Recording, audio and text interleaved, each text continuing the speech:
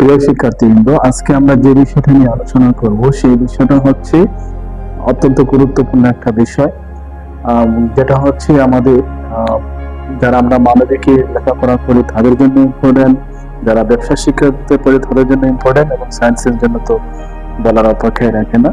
তো সেই বিষয়টা সকল শাখাতে আছে, that is science, arts, commerce এবং সকল বিষয়ে আছে।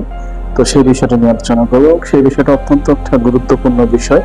বিষয়টা হচ্ছে আমাদের দেহে এমন এক ধরনের তরল পদার্থ আছে যা লাইফ লাইন নামে পরিচিত, বা যেটা হচ্ছে এক ধরনের তরল পদার্থ যা অনেকটা যা লাল বর্ণের, এবং যা আমাদের যে সারা দেহে পরিবাহিত হয়ে থাকে, এবং ওই তরল পদার্থের চলাচলের উপর নির্ভর করে মূলত হচ্ছে আমাদের বেঁচে থাকা।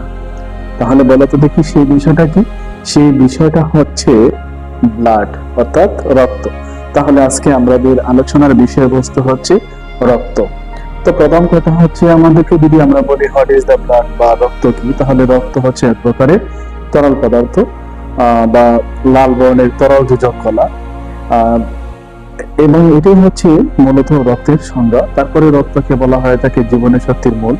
তো এই হচ্ছে রক্তের ডেফিনিশন। এখন আমরা দেখবো রক্তের বিভিন্ন বৈশিষ্ট্যগুলো কি কি। রক্ত সরাসরি সারা দেহে পরিবাহিত হয়ে থাকে, এবং পিণ্ড থেকে প্রথমে দেখে এবং দেহ থেকে হৃৎপিণ্ড পরিবহন করে, এবং এইভাবে পরিবহন করতে তার 1 মিনিটের চেয়েও কম সময় লেগে থাকে। এছাড়াও রক্ত একটি স্বচ্ছ, মৃদু এবং ক্ষারীয় ও লবণাক্ত তরল পদার্থ, এবং রক্ত হৃৎপিণ্ড, শিরা, উপশিরা, ধমনী, শাখা, কৈশিক জালিকা ইত্যাদি পথে আবর্তিত হয়। রক্তকোষে হিমোগ্লোবিন থাকে, এবং রক্তের উৎপত্তি হচ্ছে আমাদের যে হাড় আছে সেই হাড়ের যে অস্থি মজ্জা আছে সেখান থেকে মূলত ওই রক্তটি উৎপন্ন হয়ে থাকে। তো এতক্ষণ পর্যন্ত আমরা দেখলাম রক্ত কি, রক্তের বৈশিষ্ট্যগুলো কি সেটা। এবার আমরা জানবো রক্তের উপাদানগুলো কি কি। প্রথমত হচ্ছে রক্তের উপাদানকে মেনলি দুইটা ভাগে ভাগ করা হয়ে থাকে। একটা হচ্ছে রক্তরস, আর একটা হচ্ছে রক্তকোষ বা রক্ত কণিকা বা রক্ত সেল। তো এখন হচ্ছে রক্তরস হচ্ছে একটা রক্তের যে রক্তরস, সেটাকে বলা হয় থাকে প্লাজমা। তো রক্তরসটা কি? রক্তরস হচ্ছে রক্তের যে তরল অংশ আছে সেই তরল অংশটাকে বলা হয় থাকে মূলত রক্ত রস বলা হয় থাকে। এই রক্তরসের উপাদানগুলো আবার দুই ধরনের, একটা হচ্ছে পানি, আর একটা হচ্ছে বিভিন্ন ধরনের জৈব অজৈব পদার্থ থাকে। পানি থাকে কত পার্সেন্ট? পানি হচ্ছে রক্ত রসের প্রায় 90% হচ্ছে পানি, বাকি 10% আছে সেটা অজৈব এবং জৈব পদার্থ বিরাজমান আছে। তো অজৈব পদার্থ মধ্যে কি কি আছে দেখো, প্রথমে সোডিয়াম, তারপর পটাশিয়াম, তারপর হচ্ছে ক্যালসিয়াম, তারপর ম্যাগনেসিয়াম, ফসফরাস, তারপর হচ্ছে আয়রন, তারপর হচ্ছে আয়োডিন, তারপর অক্সিজেন, কার্বন ডাইঅক্সাইড এবং নাইট্রোজেন। এই হচ্ছে অজৈব উপাদান। এবার জৈব উপাদানগুলো কি কি থাকে? প্রথমত হচ্ছে জৈব উপাদানের মধ্যে যে খাদ্য সার আছে সেই খাদ্য সারের মধ্যে রয়েছে গ্লুকোজ, তারপর হচ্ছে অ্যামাইনো অ্যাসিড আছে, তারপর হচ্ছে ফ্যাটি অ্যাসিড আছে, গ্লিসারল, এগুলো হচ্ছে খাদ্য সার। তারপর হচ্ছে রেশন পদার্থ হিসেবে আমাদের রক্তের মধ্যে কি কি থাকে, যেমন ইউরিক অ্যাসিড থাকে, ক্রিয়েটিনিন থাকে, তারপর হচ্ছে অ্যামোনিয়া থাকে। তারপরে হচ্ছে প্রোটিন হিসেবে কি কি থাকে, যেমন প্রোটিন হিসেবে থাকে এখানে থাকে ফাইব্রোনেজার থাকে, তারপর হচ্ছে গ্লোবুলিন থাকে, তারপর হচ্ছে অ্যালবুমিন থাকে, এবং হচ্ছে প্রোথ্রম্বিন থাকে। তারপরে এই আমাদের এই রক্তের রসের মধ্যে থাকে প্রতিরক্ষামূলক দ্রব্য থাকে, যেমন রয়েছে অ্যান্টিটক্সিন, তারপর হচ্ছে অ্যাগ্লুটেনিন, এগুলো থাকে। তারপরে হচ্ছে এখানে অন্তঃক্ষরা গ্রন্থি থেকে বিভিন্ন ধরনের হরমোন থাকে, তারপরে হচ্ছে প্রিস্টোবেসিন থাকে, তারপর হচ্ছে লেসিথিন থাকে, তারপর হচ্ছে বিলিরুবিন থাকে রক্ত রসের মধ্যে। আমরা দেখবো রক্ত রসের কাজগুলা কি কি। প্রথমত হচ্ছে রক্তকোষ সহ যে দ্রব্যাদি আছে খাদ্যসার, সেটা দেহের বিভিন্ন অংশে বাহিত হয় এই রক্ত রসের মাধ্যমে। তারপর হচ্ছে টিস্যু থেকে সে বর্জ্য পদার্থ গুলাকে কিডনি নিয়ে আসে, কিডনি তারপর হচ্ছে সেটা যখন প্রক্রিয়া আমাদের দেহ থেকে নিঃসরণ করে থাকে। তারপর হচ্ছে শ্বসনের ফলে যে সৃষ্ট কার্বন ডাইঅক্সাইড সেটা দেহ থেকে হৃৎপিণ্ডে নিয়ে আসে রক্তরস। তারপর হচ্ছে সে রক্ত জমাট বাঁধার যে প্রয়োজনীয় উপাদানগুলো মূলত সেই রক্তরস পরিবহন করে থাকে। তারপর হচ্ছে হরমোন, এনজাইম, লিপিড সহ দেহের বিভিন্ন অংশে সে সরবরাহ করে থাকে। এবং সবচেয়ে ইম্পর্টেন্ট একটা কাজ হচ্ছে রক্তরসের, সে আমাদের দেহে যে অ্যাসিড এবং বেস আছে, দ্যাট ইজ অম্ল এবং ক্ষারের ভারসাম্যটাও বজায় রাখে থাকে এই রক্ত রস। এবার হচ্ছে রক্ত সেল বা রক্ত কোষ, যাকে বলা হচ্ছে ব্লাড সেল। তো রক্ত রসের মধ্যে চড়ানো ছিটানো বিভিন্ন ধরনের যে কোষগুলো আছে সেই কোষগুলোকে মূলত বলা হয় থাকে ব্লাড সেল। অথবা রক্তকোষ অথবা রক্তকণিকা।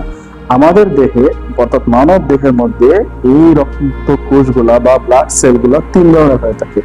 একটা হচ্ছে লোহিত রক্তকণিকা, যাকে বলা হচ্ছে রেড ব্লাড সেল, যার আরেকটা নাম হচ্ছে সেটা হচ্ছে এরাইথ্রোসাইট।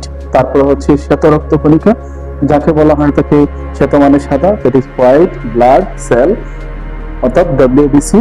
তারপর এটাকে বলা হয় থাকে লিউকোসাইট। তারপরে হচ্ছে অনুচক্রিকা, যাকে বলা হচ্ছে থ্রম্বোসাইট বা এর আরেকটা নাম হচ্ছে সেটা হচ্ছে প্লেটলেট। তো এখন আমরা দেখবো RBC, that is red blood cell বা লোহিত রক্ত কণিকা। প্রথমত হচ্ছে দেখো লোহিত রক্ত কণিকা দেখতে কেমন। দেখতে হচ্ছে এটা বাইকনভিক অর্থাৎ দ্বিতীয় বোতল, এটা চাকতির মতো। এবং আমাদের মানব দেহের যে লোহিত রক্ত কণিকা আছে এখানে কোনো নিউক্লিয়াস নেই, কিন্তু অন্যান্য মেরুদণ্ডী প্রাণীদের দেহে নিউক্লিয়াস আছে। এটা কি বর্ণের?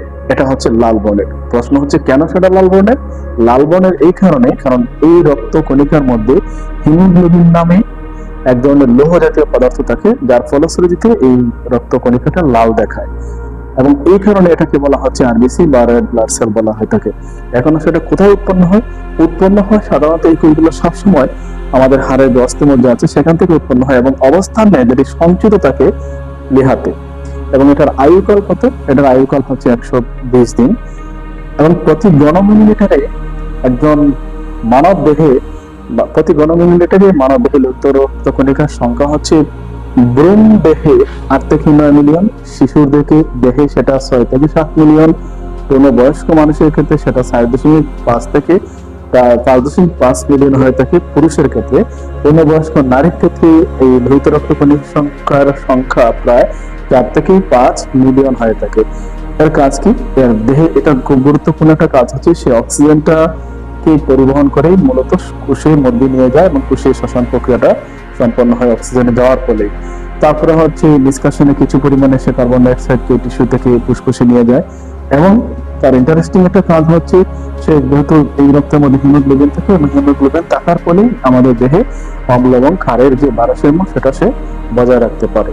কোনো এর আকার নাই, দেখতে হচ্ছে যেহেতু এখানে হিমোগ্লোবিন নাই, সো নিউক্লিয়াসটা অনেক বড় হয়ে থাকে মোটামুটি। এবং হিমোগ্লোবিন না থাকার কারণে মূলত একটা শ্বেত রক্ত কণিকা হিসেবে পরিচিত। এবং এর আয়ুকাল হচ্ছে 1 থেকে 15 দিন। এর সংখ্যা হচ্ছে প্রতি ঘনমিলিলিটারে প্রায় 4 থেকে 10,000 পরিমাণে থাকতে পারে, তবে অসুস্থ মানুষের ক্ষেত্রে সেটা কম বেশি তারতম্য হতে পারে। গঠনগতভাবে এই যে আমাদের যে যে শ্বেত রক্ত কণিকা আছে এটাকে দুইটা ভাগে ভাগ করা হয় থাকে। একটা হচ্ছে অ্যাগ্রানুলোসাইট, একটা হচ্ছে গ্রানুলোসাইট। অ্যাগ্রানুলোসাইট মানে হচ্ছে দানাবিহীন আর গ্রানুলোসাইট মানে হচ্ছে দানাযুক্ত। তো দানাবিহীন ডব্লিউবিসিটা কি? যে এই কোষগুলো সাধারণত সাইটোপ্লাজমে দানাবিহীন থাকে এবং স্বচ্ছ থাকে। এটি আবার দুই ধরনের, একটা হচ্ছে লিম্ফোসাইট, একটা হচ্ছে মনোসাইট। লিম্ফোসাইটটা কি? লিম্ফোসাইটের মধ্যে লিম্ফোনেট বা টনসিল বা প্লিহা ইত্যাদি অংশ এটা মূলত তৈরি হয়ে থাকে এবং এটি বড় এবং নিউক্লিয়াস যুক্ত ছোট্ট একটা কোষ। এবং এর কাজটা কি? এর কাজটা হচ্ছে সে অ্যান্টিবডি তৈরি করে দেহে, এবং দেহে বিভিন্ন ধরনের যে বহিরাগত যে প্রবেশকৃত যে বিভিন্ন ধরনের জীবাণু আছে সেই জীবাণুকে ধ্বংস করার মতো আমাদের দেহে রোগ প্রতিরোধ ক্ষমতাটা সে বৃদ্ধি করে থাকে। তারপর হচ্ছে মনোসাইট। মনোসাইটটা কি? মনোসাইট হচ্ছে আকারে ছোট এবং এটা বৃক্কাকার বা কিডনির মতো অনেকটা তার আকৃতি। তো এর কাজ হচ্ছে মনোসাইট মূলত ফ্যাগোসাইটোসিস প্রক্রিয়ায় সে জীবাণু ধ্বংস করে থাকে। তারপর হচ্ছে গ্রানুলোসাইট, যেটা হচ্ছে দানাযুক্ত। তো এই যে এটা গ্রানুলোসাইট সেটা মূলত সাইটোপ্লাজমের স্বচ্ছ দানাযুক্ত। এর উপর ভিত্তি করে এটাকে আবার দুই ধরনের 3 ভাগে ভাগ করা হয়ে থাকে।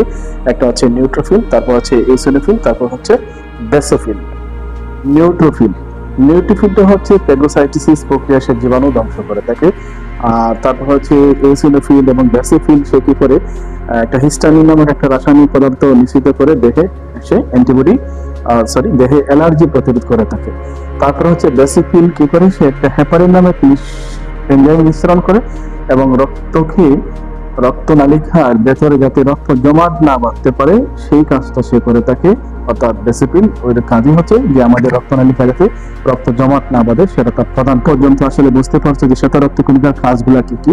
মূলত আমরা যদি একেবারে সংক্ষেপে বলি শ্বেত রক্ত কণিকার কাজ, তাহলে এরা আমাদের দেহে মূলত সৈনিক হিসেবে কাজ করে থাকে। অর্থাৎ সে যেহেতু বহিরাগত কোনো জীবাণু প্রবেশ করলে সেই ফ্যাগোসাইটোসিস প্রক্রিয়া জীবাণুটাকে ধ্বংস করে থাকে। তারপর আসো একেবারে সর্বশেষ যে রক্তকণিকা সেটা হচ্ছে অনুচক্রিকা, দ্যাট ইজ থ্রম্বোসাইট, এবং এটাকে ইংরেজিতে বলা হয় প্ল্যাটলেট বলা হয় থাকে। এর আকার হচ্ছে গোলাকার অথবা ডিম্বাকার অথবা রড আকারে হতে পারে। অনুচক্রিকার সাইটোপ্লাজম থাকে, তারপরে হচ্ছে দানাদার মাইটোকন্ড্রিয়া থাকে, তারপর হচ্ছে গলজি বডি থাকে, বাট এখানে কোনো ধরনের নিউক্লিয়াস থাকে না। এবং এটার গড় আয়ু হচ্ছে 5 থেকে 10 দিন। এবার হচ্ছে এর সংখ্যা, অর্থাৎ অনুচক্রিকার সংখ্যা হচ্ছে প্রতি ঘন মিলিলিটারে 1.5 থেকে 4.5 লাখ। তবে এর কাজ হচ্ছে খুব গুরুত্বপূর্ণ একটা কাজ করে থাকে। শরীরের কোথাও যদি অংশ কেটে যায়, ওই কাঁটাযুক্ত অংশে যাতে রক্ত বাহির হতে না পারে, সেই অংশটা সে রক্ত তঞ্চন প্রক্রিয়ার সাহায্যে এই অংশে রক্ত জমাট বাঁধতে সে সহায়তা করে থাকে।